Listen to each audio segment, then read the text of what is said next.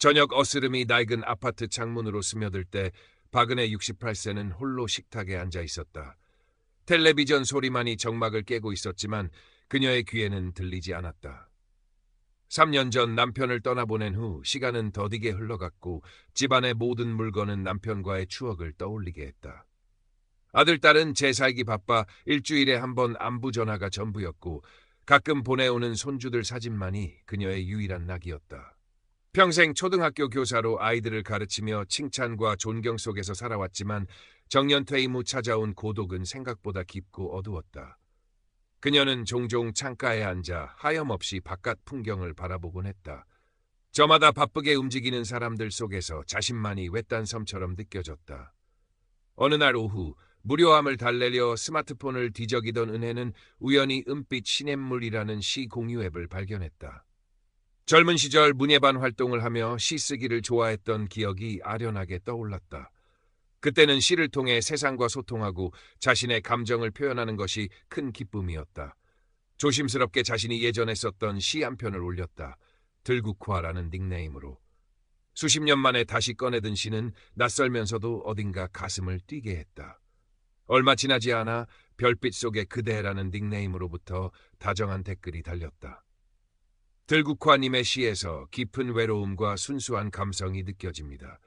마치 제 마음을 읽은 듯하여 한참을 머물다 갑니다. 은혜는 가슴 한구석이 따뜻해지는 것을 느꼈다. 누군가 자신의 감정을 알아준다는 사실만으로도 큰 위로가 되었다. 잊고 지냈던 감정이었다. 그날 이후 은혜는 별빛 속의 그대와 개인적인 메시지를 주고받기 시작했다. 그는 자신을 강태준이라 소개하며 두바이에서 건설 사업을 하는 50대 초반의 사업가라고 했다.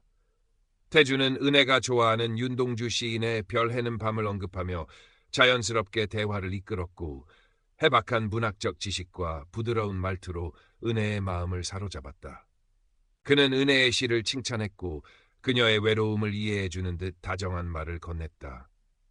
선생님의 시를 읽으면 메마른 제 감성이 촉촉해지는 것을 느낍니다. 혹시 괜찮으시다면 선생님의 다른 시도 읽어볼 수 있는 영광을 주시겠습니까? 은혜는 밤늦도록 태준과 메시지를 주고받으며 오랜만에 설렘을 느꼈다. 마치 잊고 지냈던 젊은 날의 감성이 되살아나는 듯했다. 그녀의 적막했던 일상에 한 줄기 빛이 스며드는 것 같았다. 태준은 마치 그녀의 마음속 빈 공간을 정확히 알고 채워주는 사람처럼 느껴졌다. 태준과의 대화는 은혜에게 큰 활력소가 되었다. 아침에 눈을 뜨면 그의 메시지가 와 있는지 확인하는 것으로 하루를 시작했고 그의 답장을 기다리며 설레는 시간을 보냈다. 태준은 은혜의 작은 이야기도 귀 기울였고 그녀의 감정에 깊이 공감해 주었다. 오늘 날씨가 참 좋네요. 이런 날은 선생님과 함께 공원을 거닐며 시 이야기를 나누고 싶습니다. 그런 살가운 말들이 은혜의 마음을 흔들었다.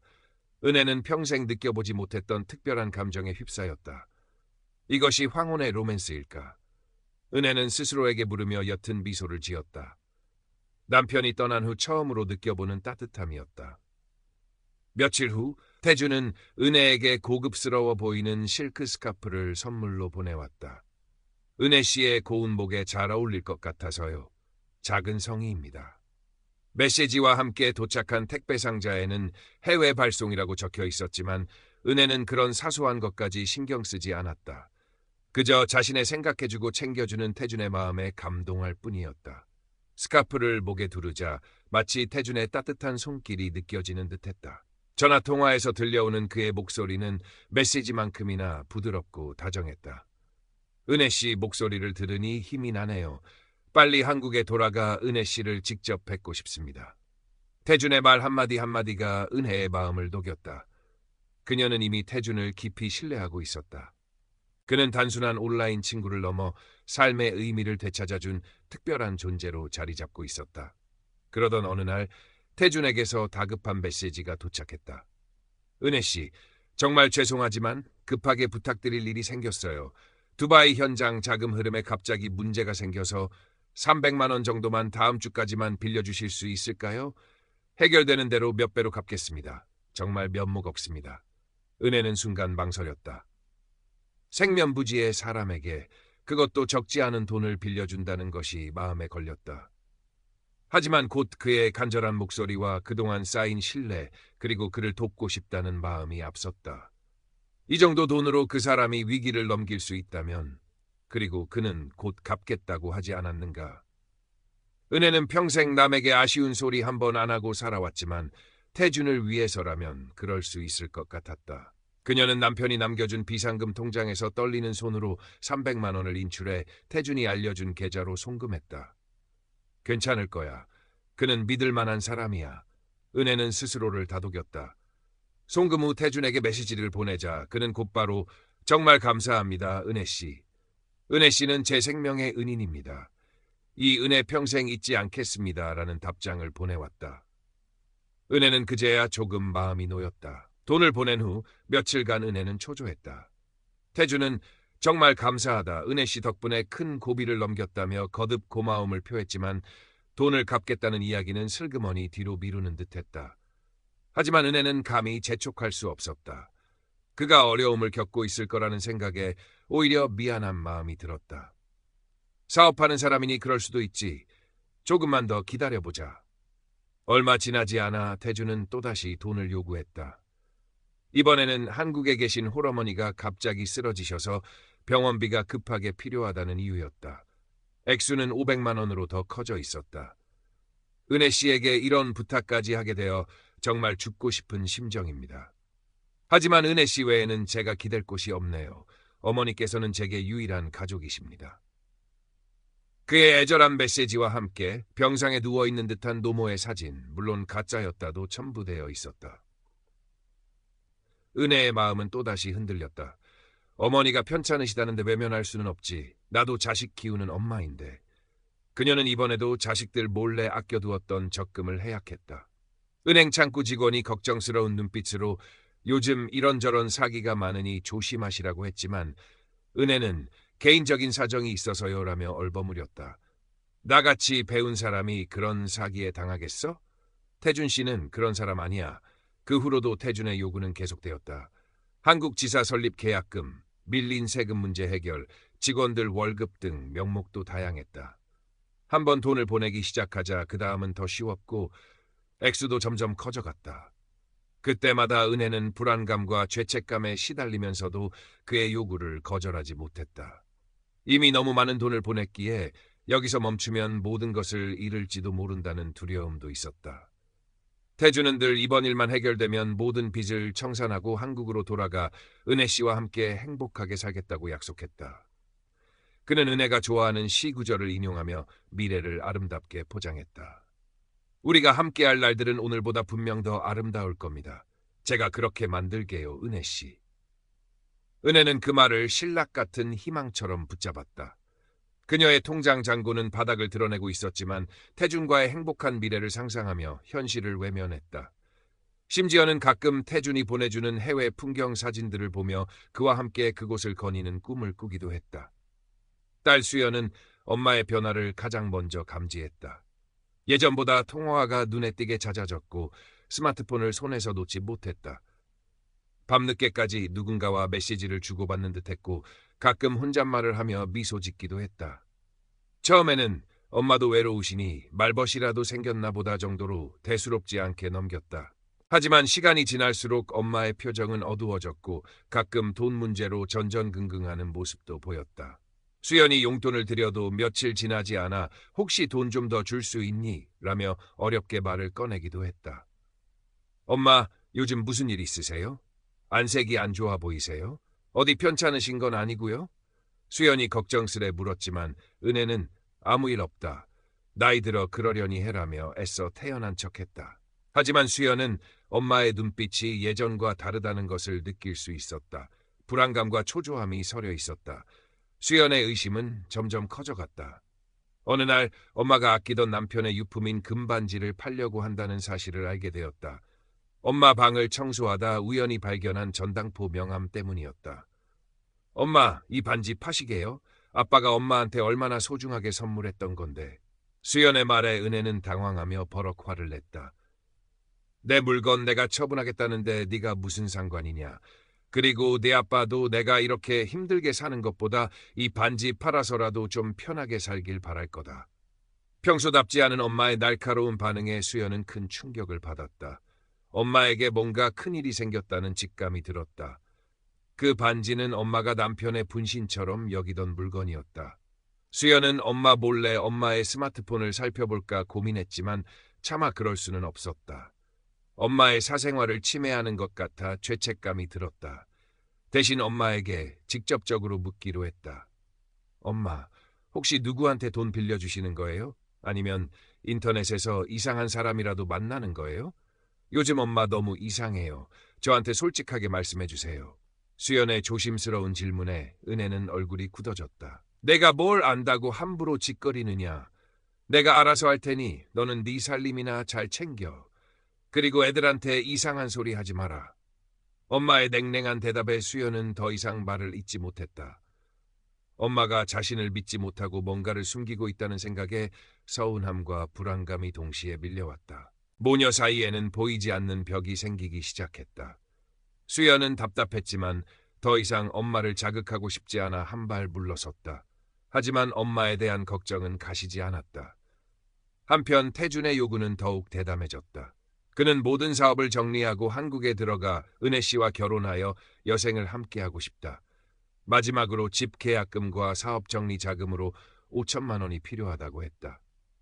그는 은혜와 함께 살게 될 것이라며 고급 실버타운의 사진까지 보내왔다.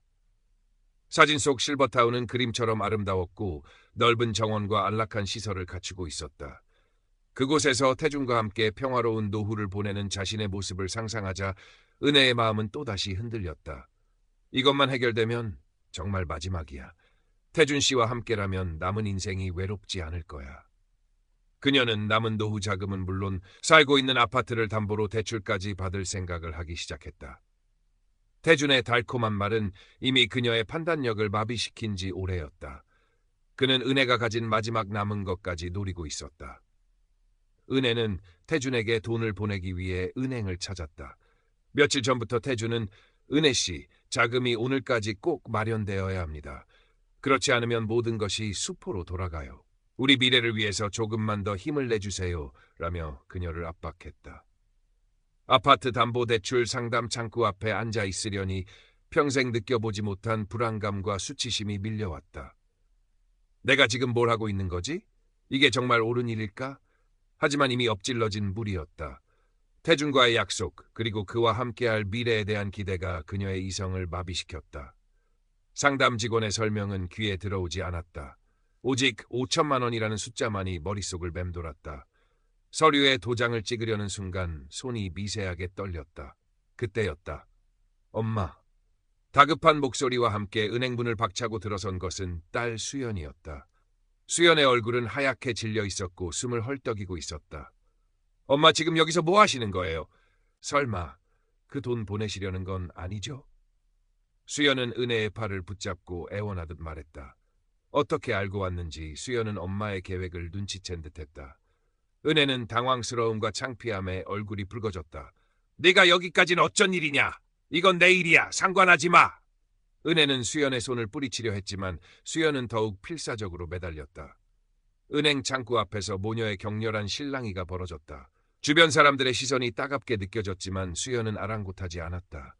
엄마, 제발 정신 좀 차리세요. 그 사람 사기꾼일지도 몰라요. 엄마 돈 다 뜯어내려는 속셈이라고요. 수연의 외침에 은혜는 이성을 잃었다. 네가 뭘 안다고 함부로 말해. 그는 그런 사람 아니야. 너는 내 행복을 방해하지 마. 순간 수연은 결심한 듯 엄마의 손에서 스마트폰을 빼앗아 들었다. 엄마, 미안해요. 하지만 확인할 게 있어요. 엄마가 속고 있는 게 분명해요. 수연은 떨리는 손으로 엄마와 별빛 속에 그대가 나눈 메시지들을 빠르게 훑어보았다. 달콤한 말들, 미래에 대한 약속, 그리고 끊임없는 돈 요구. 수연은 분노로 몸이 떨렸다. 그리고 태준이 보낸 프로필 사진과 사업 관련 서류 사진들을 인터넷 이미지 검색으로 확인하기 시작했다. 결과는 충격적이었다. 태준의 프로필 사진은 어느 외국 모델의 사진을 도용한 것이었고 그가 보낸 사업자 등록증이나 계약서 같은 서류들은 조잡하게 합성된 가짜였다. 심지어 강태준 로맨스 스캠이라는 키워드로 검색하자 그와 유사한 수법으로 여러 중년 여성들에게 사기를 친 전력이 있는 인물이라는 과거 뉴스 기사 조각까지 발견되었다. 피해액은 수천만 원에서 수억 원에 달했다. 엄마, 이거 보세요. 다 가짜예요. 엄마가 믿었던 그 사람, 그 목소리, 그 약속들 전부 다 거짓말이었어요. 엄마를 속인 거예요. 수연은 울먹이며 스마트폰 화면을 엄마에게 내밀었다. 화면 속에는 냉혹한 진실이 담겨 있었다. 은혜는 자신의 눈을 의심했다. 믿을 수 없었다. 자신이 그토록 믿고 의지했던 사람, 함께 황혼을 보내리라 꿈꿨던 그 모든 것이 한낱 신기루였다니. 태준의 다정한 목소리, 감성적인 시구절, 미래에 대한 약속들이 주마등처럼 스쳐 지나갔다. 그 모든 것이 자신을 모담하기 위한 거미줄이었다는 사실에 온몸의 피가 싸늘하게 식는 것 같았다. 은혜의 머릿속이 하얗게 비는 것 같았다. 다리에 힘이 풀리며 그 자리에 풀썩 주저앉았다. 은행 바닥의 차가움만이 현실처럼 느껴졌다. 주변의 웅성거림도 딸의 울음소리도 멀게만 들렸다. 오직 거대한 절망감만이 그녀를 덮쳤다. 며칠 동안 은혜는 식음을 전폐하고 방 안에 틀어박혀 지냈다. 창문 커튼은 굳게 닫혀 있었고 방 안은 어둠과 침묵만이 감돌았다. 세상 모든 것이 무너져 내린 듯한 절망감과 배신감, 그리고 스스로에 대한 깊은 수치심에 몸서리쳤다. 평생을 반듯하게 살아왔다고 자부했는데 어쩌다 이런 어리석은 짓을 저질렀을까. 모아둔 노후 자금은 물론 남편이 남긴 소중한 유산까지 허망하게 날려버린 자신이 한심하고 밉기만 했다. 남편의 얼굴을 볼 면목도 없었고 자식들에게도 씻을 수 없는 상처를 준 것 같아 괴로웠다.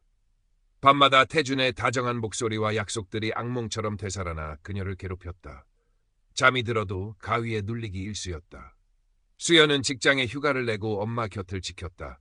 묵묵히 엄마의 식사를 챙기고 방을 치우며 가만히 엄마의 손을 잡아주었다. 엄마 잘못이 아니야. 그놈이 나쁜 놈이야. 엄마는 외로웠을 뿐이고 그놈이 그걸 이용한 거야. 그러니까 너무 자책하지 마세요, 네? 수연의 진심 어린 위로에도 은혜의 마음은 쉽게 열리지 않았다. 강태준은 이미 경찰에 신고했지만 대포폰과 가짜 계정을 사용한 탓에 추적이 쉽지 않다는 답변만 돌아왔다. 잃어버린 돈을 되찾을 가능성은 희박했다. 그 사실이 은혜를 더욱 절망하게 만들었다. 시간이 약이라는 말처럼 은혜는 조금씩 기력을 회복하기 시작했다. 여전히 마음 한구석에는 시커먼 응어리가 남아있었지만 딸의 헌신적인 간호와 주변 사람들의 조심스러운 위로 속에서 서서히 현실을 받아들였다. 문화센터 시 창작반 동료들은 예전처럼 그녀를 따뜻하게 맞아주었고 그녀의 아픔을 애써 모른 척하며 일상적인 대화를 건넸다. 선생님, 다음 주에 우리 시화전 준비해야 하는데 선생님 시가 꼭 필요해요. 그런 소소한 관심들이 은혜에게는 큰 힘이 되었다. 꽁꽁 얼었던 마음이 조금씩 녹아내리는 것 같았다. 수연은 엄마를 위해 노인들을 위한 스마트폰 활용 교육과 금융 사기 예방 교육 프로그램을 알아보았다. 처음에는 완강히 거부하던 은혜도 딸의 간곡한 권유에 마지못해 교육에 참여하기 시작했다. 엄마, 이제라도 배우셔야 해요. 그래야 또다시 이런 일 안 당하죠. 저랑 같이 가요.